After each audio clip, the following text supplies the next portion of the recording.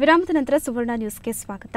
ಚಿಕ್ಕಮಗಳೂರಿನ ಹಿರೇಮಗಳೂರಿನ ದೇವಸ್ಥಾನ ಕನ್ನಡಕ್ಕೆ ತನ್ನದೇ ಆದ ರೀತಿಯಲ್ಲಿ ಸೇವೆ ಸಲ್ಲಿಸುತ್ತಿದೆ. ದೇವಸ್ಥಾನದ ಅರ್ಚಕ ಹಿರೇಮಗಳೂರಿನ ಕಣ್ಣನ್ ಕನ್ನಡದಲ್ಲಿ ಪೂಜೆ ಸಲ್ಲಿಸುವ ಮೂಲಕ ಎಲ್ಲರ ಗಮನ ಸೆಳೆದಿದ್ದಾರೆ.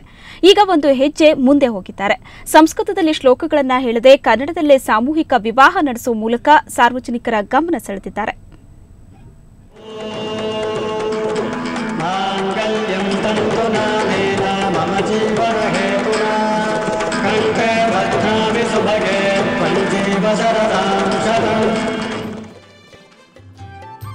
ಚಿಕ್ಕಮಗಳೂರು ಸಮೀಪದ ಹಿರೇಮಗಳೂರಿನಲ್ಲಿಂದು ಕನ್ನಡ ಮದುವೆ.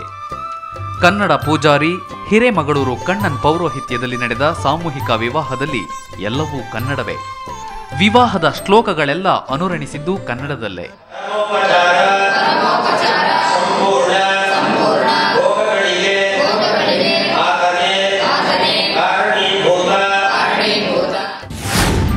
ಕನ್ಯಾದಾನ,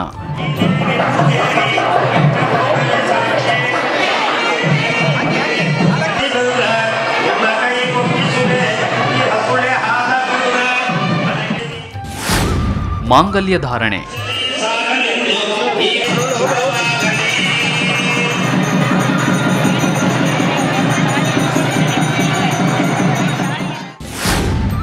ಸಪ್ತಪದಿ,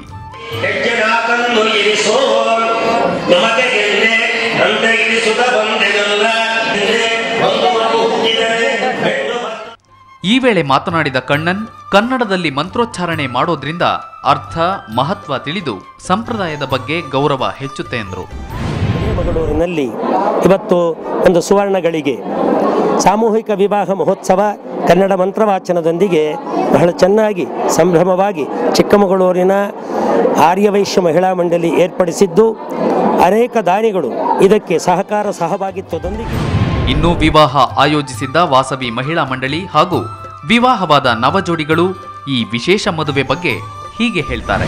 ಸದಸ್ಯರ ಸಮ್ಮುಖದಲ್ಲಿ ತುಂಬ ಚೆನ್ನಾಗಿ ಈ ಕಾರ್ಯಕ್ರಮ ನಡೆಯಿತು ಅಂತಂದರೆ ಅವ್ರ ಮುಖ ಲಕ್ಷಣಗಳು ನೋಡಿದ್ರೇ ನಂಗೆ ಗೊತ್ತಾಗ್ತಾ ಇದೆ, ಅವ್ರು ತುಂಬ ಸಂತೋಷವಾಗಿದ್ದಾರೆ ಅಂತ ಅಂದ್ಬಿಟ್ಟು ಈ ಕಾರ್ಯಕ್ರಮ ಯಶಸ್ವಿಯಾಗಿ ನಮ್ಮ ಸದಸ್ಯರೊಟ್ಟಿಗೆ ಮತ್ತು ದಾನಿಗಳು ದಾನದ ರೂಪದಲ್ಲಿ ಹಣ ಸಹಾಯ ಕೂಡ ದಾನಿಗಳು ಮಾಡಿದ್ದಾರೆ. ಹಾಗಾಗಿ ನನಗೆ ಯಾವ ರೀತಿಯಲ್ಲೂ ತೊಂದರೆ ಆಗಲಿಲ್ಲ.